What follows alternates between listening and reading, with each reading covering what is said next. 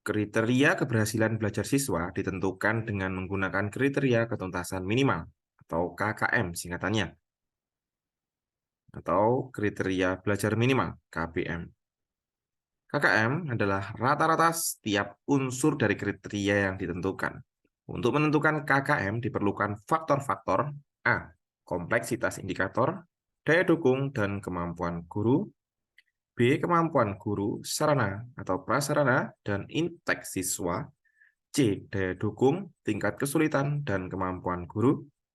D. Kompleksitas indikator, daya dukung, dan inteks siswa. E. Kemampuan guru, tingkat kesulitan, kompetensi dasar, dan inteks siswa.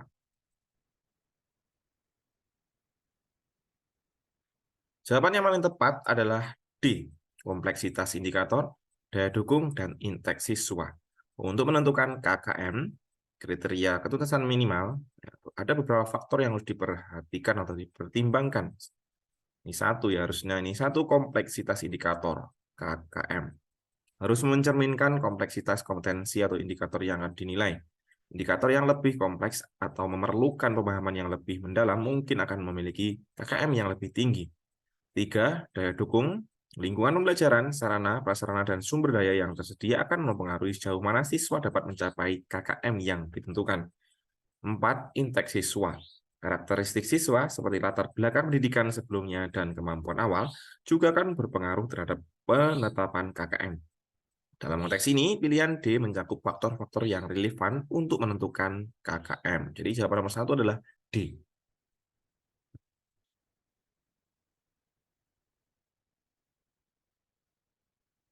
Nomor 2, seorang guru harus menentukan kriteria ketuntasan minimal KKM.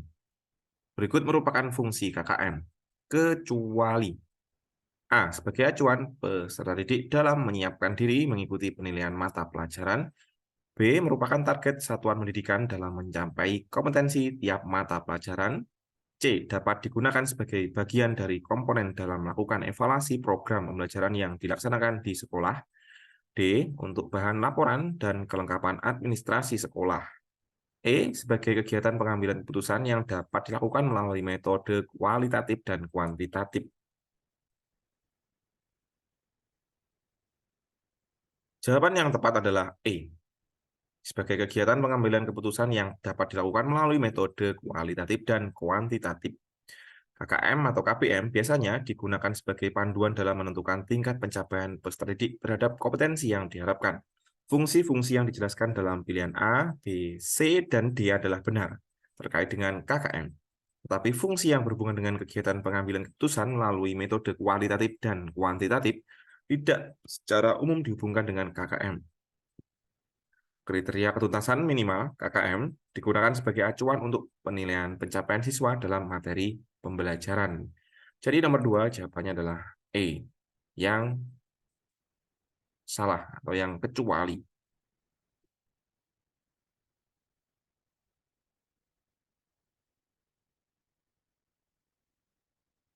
Nomor 3, pada proses pembelajaran seorang guru ingin melakukan penilaian terhadap perilaku siswa. Maka instrumen yang digunakan dalam proses pembelajaran tersebut adalah A. Pedoman observasi, B. Kuesioner, C. Tes tulis, D. Pedoman wawancara, E. Tes hasil belajar.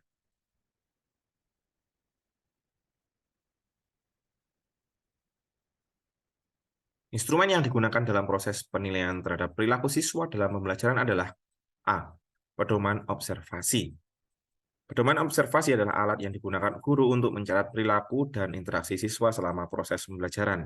Dengan menggunakan pedoman observasi, guru dapat mengamati berbagai aspek perilaku siswa seperti keterlibatan, interaksi dengan teman sekelas, etika, dan sikap terhadap pembelajaran. Ini memungkinkan guru untuk mengumpulkan data mengenai perilaku siswa secara sistematis dan berdasarkan observasi langsung di kelas. Jadi jawaban nomor 3 adalah A. Pedoman observasi.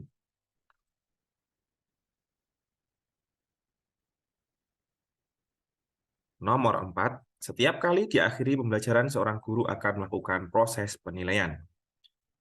Sebelum guru menyusun soal-soal untuk menilai hasil belajar siswa, manakah yang pertama kali harus dipelajari oleh guru?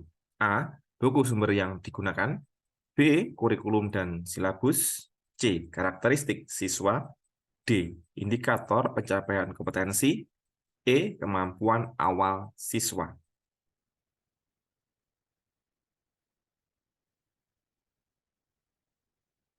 Sebelum guru menyusun soal-soal untuk menilai hasil belajar siswa, yang pertama kali harus dipelajari adalah D. Indikator pencapaian kompetensi. Indikator pencapaian kompetensi adalah ukuran atau deskripsi spesifik dari perilaku atau hasil yang diharapkan siswa dapat ditunjukkan setelah mereka menyelesaikan pembelajaran. Dengan memahami indikator pencapaian kompetensi, guru dapat merinci aspek-aspek yang harus dinilai dalam soal-soal dan dalam proses penilaian secara keseluruhan. Hal ini akan membantu dalam menyusun soal yang relevan dan sesuai dengan tujuan pembelajaran yang telah ditetapkan. Jadi nomor 4 jawabannya adalah D, indikator pencapaian kompetensi.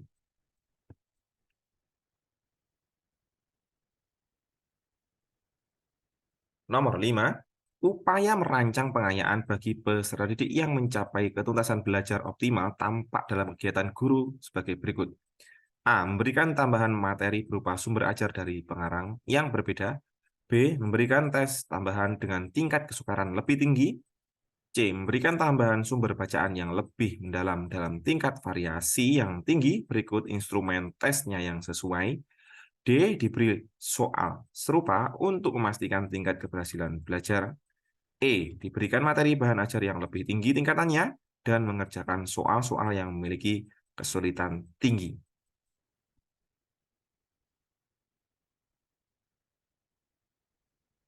Upaya merancang pengayaan bagi peserta didik yang mencapai ketuntasan belajar optimal tampak dalam kegiatan guru berikut. C. Memberikan tambahan sumber bacaan yang lebih mendalam dan tingkat variasi yang tinggi. Berikut instrumen tes yang sesuai.